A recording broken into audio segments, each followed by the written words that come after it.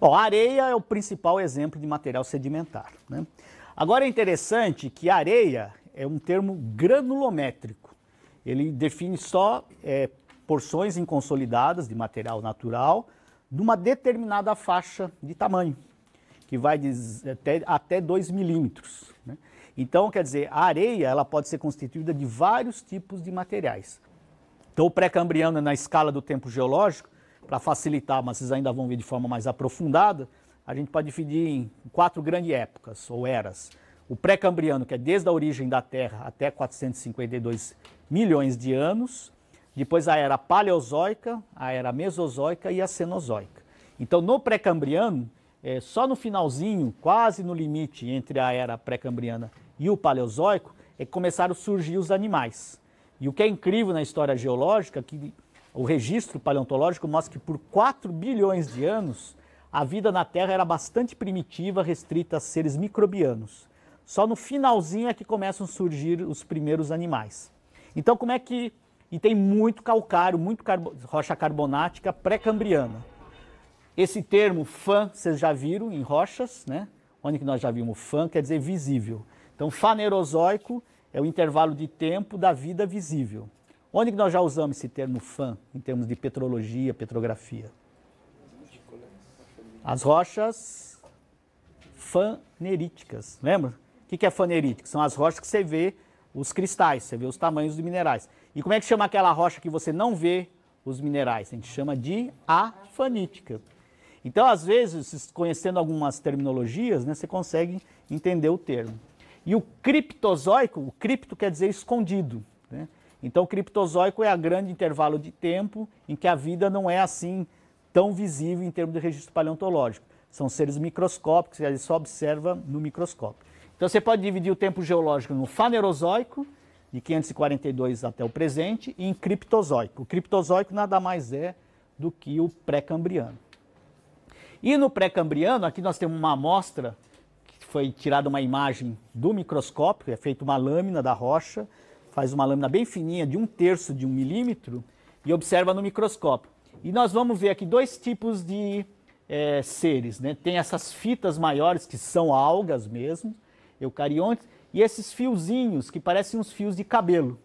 Esses filamentos é que são as cianobactérias. Cianobactérias são os seres microbianos, que não são nem algas e nem bactérias, né?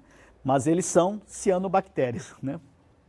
E isso é interessante, aqui tem uma visão de cianobactérias modernas, elas são esses filamentos, e aqui a gente vê elas intimamente associadas à formação de cristais de carbonato, ou de calcita.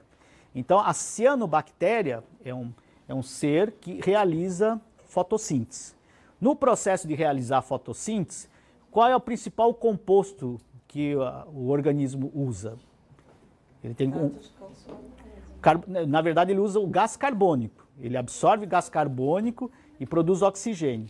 Nesse processo, ao tirar o gás carbônico dessa reação, dessa solução, ele induz a precipitação de carbonato de cálcio dentro de uma reação de equilíbrio químico. Então, as cianobactérias elas estão intimamente associadas à formação de carbonato de cálcio. E as cianobactérias, como elas são filamentosas, elas formam esteiras, formam situações que parecem um tecido, uma ramificação dessas cianobactérias. Só complementando aqui, a cianobactéria ela vai formar uma estrutura que a gente chama de estromatólito. O estromatólito é uma estrutura fóssil ou moderna, como é esse caso, intimamente associada ao desenvolvimento de esteiras microbianas ou esteiras de cianobactérias. E aqui é uma situação, é a Baía dos Tubarões, o Shark Bay na Austrália, e são as raras situações que a gente tem concentração de estromatólitos modernos. E aí por que lá tem essa concentração e é uma estrutura que hoje é relativamente rara, né? Nós já vamos chegar lá. Ela forma estruturas colunares com essas esteiras vão sucessivamente crescendo uma em cima da outra, e aqui olhando no microscópio nós vamos ver os filamentos dessas cianobactérias. E elas formam essa esteira aprisiona também grãos de sedimentos. Você vê num ambiente desse tipo, forma muita lama e areia de fragmentos de carbonato de cálcio. Essa lama e os fragmentos vão se aprisionando nessa trama, e as algas, desculpa, não é alga, uma cianobactéria, ela solta uma substância que parece uma gelatina, que a gente chama de mucilagem. Então essa mucilagem forma uma composição como se fosse uma gosma que ajuda ainda mais a aprisionar. Então essa estrutura viva, biológica, acaba depois virando uma estrutura rígida de carbonato de cálcio, que acaba sendo uma rocha. E essa estrutura que a gente dá esse nome de estromatólito. E esses estromatólitos, em essa atividade orgânica, atividade biológica, alguns deles são produtores de petróleo. E tudo indica que a estrutura do pré-sal são essas atividades, essas esteiras microbianas, ou que a gente chama também de microbialito. Então, hoje, o pessoal da área de petróleo tem estudado muito esses materiais em função de ter essa importância econômica para a formação de petróleo. E o registro de carbonato pré-cambriano, a gente vai achar muito dessas estruturas estromatolíticas. Isso é uma sucessão lá na Namíbia, e como elas são bem laminadas, elas formam umas estruturas bonitas, colunares, pseudocolunares, e são muito abundantes. Um registro no pré-cambriano, a maior parte dos fósseis são essas estruturas. E aqui é interessante, vocês certamente já pisaram nesse material. E a gente dá como exemplo de como a gente não divulga, a gente não fala do que a gente sabe de geociência. Isso aqui é o piso do Shopping Center Iguatemi, e eu não sei por que motivo, se tinha uma pedreira específica que fornecia rocha ornamental para esse shopping. A maior parte dos shoppings do Brasil tem um piso com essa rocha. Aqui, essa rocha não é bem um calcário ainda, ela sofreu um certo metamorfismo. Como é que chama a rocha calcária quando ela sofre um metamorfismo? Ela se transforma num... Qual que é a rocha metamórfica? Produto do metamorfismo do calcário. O mármore, né? Então é um metacalcário, quase um mármore. Vocês estão vendo aqui, ó, ela já sofreu uma leve recristalização ao ponto que aquela estruturação em coluna, bem laminada, bonita, de estromatório, ela se perdeu um pouco aqui. Mas dá para perceber ainda que manteve um pouco a coluna. E se fizer um corte perpendicular à coluna, ela vai aparecer essas coisas manchadas, parece uma pele de onça, né? Então, quando vocês forem a próxima vez num shopping, comecem a olhar os pisos que vocês vão ver essa estruturação. E aqui é interessante que essa aqui vem de uma unidade lá do quadrilátero ferrífero, que a gente dá o nome de Supergrupo Minas, e tem uma idade estimada desse material de 2,2 bilhões de anos. Então, esses são os fósseis mais antigos que a gente conhece da América do Sul. Então, não custava nada por alguns painéis, fica aí a dica para vocês como futuros educadores, na nossa disciplina depois de recurso didático, fazer alguma divulgação da importância desse material. É curioso para vocês verem como, às vezes, o que acha que pode ser uma coisa interessante, as pessoas interpretam que pode ser um problema. O shopping de Campo Grande tinha esses estromatólitos, e aí eu fiz uma entrevista num jornal local dizendo da importância disso. Aí o gerente me chamou. Aí eu fui lá, achei que de repente ele sensibilizou, vai pôr um painel, alguma explicação. Ele estava preocupado se aquilo lá podia gerar algum problema para ele, se ele tinha que tirar as placas e tudo. Eu falei, não, isso aí é normal, não tem problema. É um fóssil. Aí tem uma complicação que os fósseis não podem ser comercializados, é proibida a comercialização.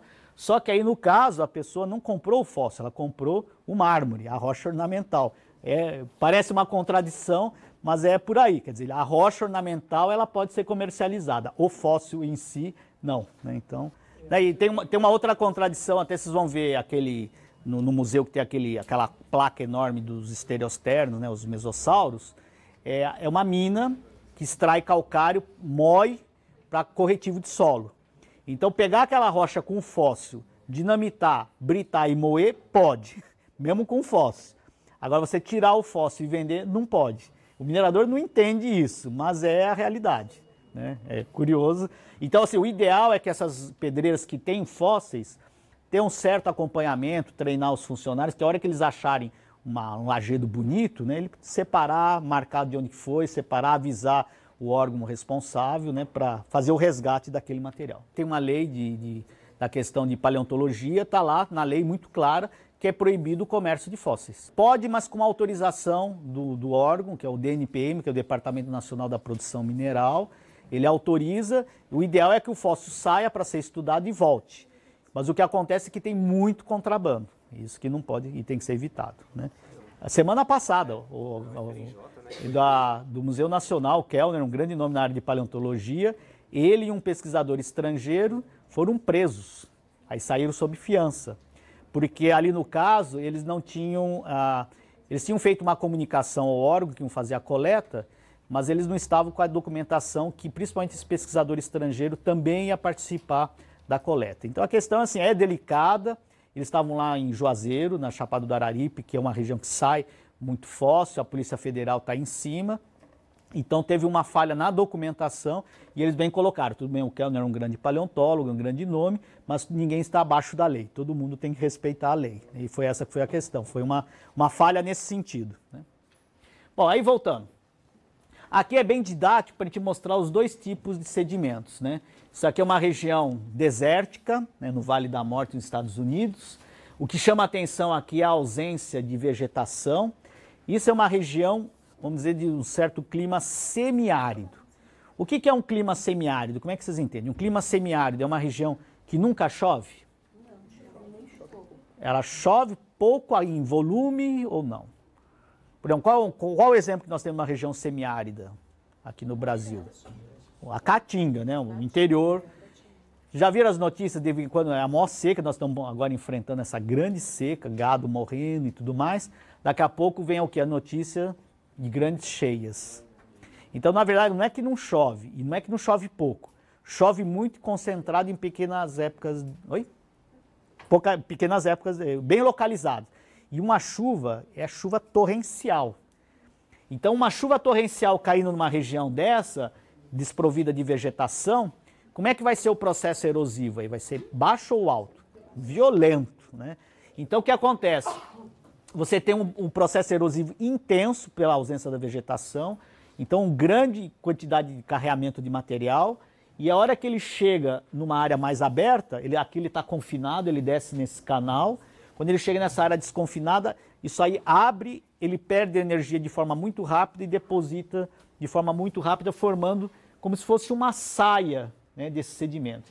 Essa saia, a gente dá um nome que o próprio nome está aqui embaixo. É um leque, como se fosse um leque, é um leque aluvial.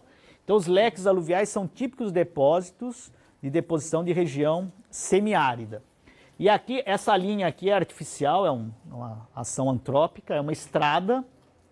Então aqui tem a deposição do material que foi transportado mecanicamente, só que nessa água que passa pelos sedimentos vai ter também muito material em solução, principalmente íons e cátions.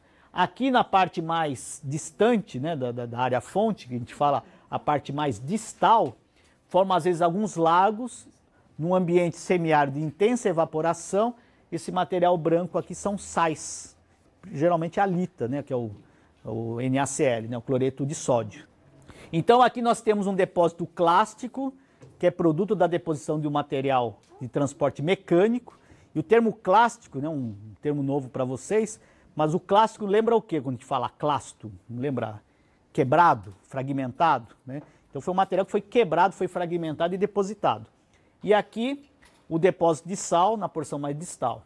Aqui então é o transporte mecânico, clástico, né, do fragmento, e aqui um transporte químico por solução. Então nessa mesma situação, nesse mesmo ambiente de sedimentação, nós temos dois tipos principais de depósito sedimentar. Aquele que é de origem de transporte mecânico, que é o depósito clástico, e outro que é o transporte químico. Esse material, isso aqui é uma bacia sedimentar, aqui é a área fonte. Esse material que a área fonte tem um transporte da área fonte até a bacia sedimentar, a gente dá um nome que vocês vão ter que memorizar, se acostumar, e ele não é muito didático. Mas depois vocês vão se acostumando com leitura e vão vendo. Esse material que vem da área fonte mecanicamente e deposita aqui, a gente dá o nome de material terrígeno, sedimento terrígeno. Porque terrígeno lembra o quê? Lembra terra, né? Se quiser fazer uma associação, né, lembrar terra, solo, né, quer dizer, isso aí já foi um solo, já foi uma rocha alterada que teve erosão e transportou para a bacia. Então a gente fala uma região, uma bacia sedimentar com grande aporte é vinda de material, grande aporte terrígeno, é uma bacia que recebe muito material de transporte mecânico da área fonte para a bacia. Então aquele mar que eu mostrei para você das Bahamas, né, aquele mar com água bem límpida, clarinha, tem baixo, nulo ou alto aporte terrígeno? praticamente nulo. E tem que ser nulo porque se você o argila, o sedimento mais fino, ele tende a turvar a água e o turvamento da água impede a passagem de luz. Isso evita a formação daqueles corais, toda aquela atividade biológica. Que inclusive é uma preocupação no Mar das Bahamas, com as poluições, desmatamento, aumento de erosão eólica, ação de vento, vai poeira para o Mar das Bahamas e que turva as águas. E até certo ponto isso pode começar a matar os corais. A foz do rio Amazonas, né, você vê aquela água turva, né, que vai caindo no oceano. Então o rio Amazonas leva uma grande quantidade de material terrígeno e a foz do Amazonas nunca vai ter sedimentos carbonáticos e corais porque a água fica turva, não tem atividade biológica ali desenvolvida. Aí os depósitos de sal são chamados evaporitos, né? É uma rocha formada, qual o processo? Por evaporação, né? Tem o transporte químico iônico da fonte até a bacia, né? E aí nós temos vários tipos aí, já falamos algum. A halita, que é o NaCl. Nesse caso aqui é um depósito, isso aqui, gente, com essa alternância rítmica aqui, ó. Você tem uma lâmina de halita, que é NaCl, e uma lâmina de anidrita, que é o sulfato de cálcio. Isso aqui você pode chamar de um ritmito, porque ele tem uma alternância rítmica. Sempre o ritmito a gente tem que dizer do que com o que, né? É uma alternância, umas lâminas de halita com anidrita. Eles formam, às vezes, depósitos lacustres em ambientes semiáridos, formação de acúmulo de gesso, de gipso, que pode até se tornar depósitos econômicos, né? Porque o gesso tem uma função econômica para a construção civil, né? Aqui no caso, a fotografia não ajuda, né? Mas são depósitos de gipsita, né? De gipso, alternado com depósito de sedimento fino, que é o siltito. Esse siltito é um sedimento terrígeno, porque esse sedimento fino, né, que é o silt, ele vem de fora da bacia e transportado mecanicamente. Mas no caso aqui, o siltito, sim, ele vem na forma de o silt, que tem uma gradação na granulometria. A argila é o mais fino, o silt intermediário e a areia é mais grossa. Ele vem de forma inconsolidada na bacia, decanta e depois com a compactação é que ele vira rocha. O silexito, né, o material é uma sílica amorfa. Ela pode ter uma origem vulcânica, mas ela pode também ter uma origem sedimentar. E esse material pode ser um dos materiais geológicos mais antigos que a humanidade já utilizou. Pelo fato dele ter esse aspecto meio vítreo, ele lasca com essas pontas. Isso aqui, no caso, é material arqueológico, né? Desde a época muito antiga, o ser humano utilizava isso como pedra lascada para fazer ponta de flecha, anzol, faca e vários utensílios. E aqui, ó, dá para ver esse aspecto nas rochas, esse aspecto mais vitrificado. É um material muito abundante no material sedimentar. E uma forma de originar isso são águas quentes que vêm das profundezas. A água quente dissolve a sílica e no caso aqui o exemplo dos geyseritos, né, onde você tem a ação da água que injeta, joga para a superfície. A hora que a água esfria, a sílica dissolvida precipita e forma essas estruturas cônicas. E aqui é curioso que teve um professor aqui da escola, que é o Jorge Cazu, ele pesquisando uma região ali perto do rio Tietê, na região de Anhembi, e eles mapearam 4.500 cones desse tipo. Então a interpretação é que ali tinha uma atividade dessa de água quente, jorrando água ou não, que é a grande dúvida, mas é um campo gigante, com 4.500 cones ou até mais, injetando água quente e formando essas estruturas. E é interessante que as pessoas lá na região, olha isso aqui, pensa que é o cupinzeiro, né? Aí vai bater com um martelo, uma coisa, é super duro, que é uma rocha, é tudo formado por sílex, né? Silexito. Em tempos recentes também, alguns organismos têm a condição de, no crescimento, de formar o esqueleto, ele tira a sílica da água e forma seu esqueleto, exoesqueleto de sílica, formando o material, são os radiolares, o zooplâncton. Então, nos oceanos profundos, né, ou seja, mais longe da costa, você tem nas águas superficiais grande proliferação desses organismos. Aí esses organismos, ao morrer, esse esqueleto afunda, vai formar sedimento. Os depósitos sedimentares têm bastante, né? Então, os processos formadores de sedimento, nós temos sedimentos de origem clástica. Como é que a gente chama esses sedimentos de origem clástica? Eu falei o nome para vocês. Que o material vem do continente e depois são os terrígenos, sedimentos terrígenos. Então, o sinônimo de clástico, né? os sedimentos de origem biogênica, relacionado à atividade biológica. Então, o material na área continental tem a dissolução, tem um transporte químico e a precipitação dele, mas associada à atividade biológica. Aí o exemplo disso são os calcários e dolomitos. E nós temos também aqueles sedimentos que é acúmulo de matéria orgânica. Um exemplo dele é o carvão mineral nada mais é do que acúmulo de matéria orgânica depois em alta concentração. E nós temos também a turfa. Né? Alguém já ouviu falar de turfa? Quem que é do interior aqui? Quem que é de interior de São Paulo? Você é de Iguape. Iguape não vale. Porque para falar turfa com gosto tem que ser de Piracicaba, de Tatuí. De onde que você é? Aí Itapetininga tá bom. Fala turfa com gosto. Tem que falar turfa. Né? Falar turfa. Agora quem é... Se você pega um carioca aqui, ele não consegue falar turfa. É turfa. Até a turfa mesmo. Né? Então a turfa é uma argila orgânica. É um processo inicial antes disso aí vir a se transformar realmente num carvão. E os sedimentos de origem química, puramente, que é dissolução, transporte químico e precipitação química. É o exemplo dos evaporitos, o sal, com evaporação precipita, e o silexito, que é aquela sílica, por resfriamento da água, ela se precipita. Aí agora tem um terceiro tipo de material, um terceiro tipo de processo que gera sedimentos e, de uma certa forma, é um processo relativamente frequente e que gera grande acumulação de sedimento e às vezes de uma forma, vamos dizer assim, catastrófica, de uma forma muito rápida em termos de tempo geológico. Só para dar um exemplo agora, em termos de cotidiano, já viram aquelas notícias de um fenômeno geológico que ocorreu na Europa e que ele teve que fechar todos os aeroportos? Qual que foi? Mas lá na Finlândia, atividade vulcânica. Mas o vulcão em si, o que gerou de problema? Oi? Não é a fumaça só, porque isso que é interessante, isso faltou de divulgar também na imprensa. Não era assim de a fumaça e os aviões não poderem... Mas que partícula que era?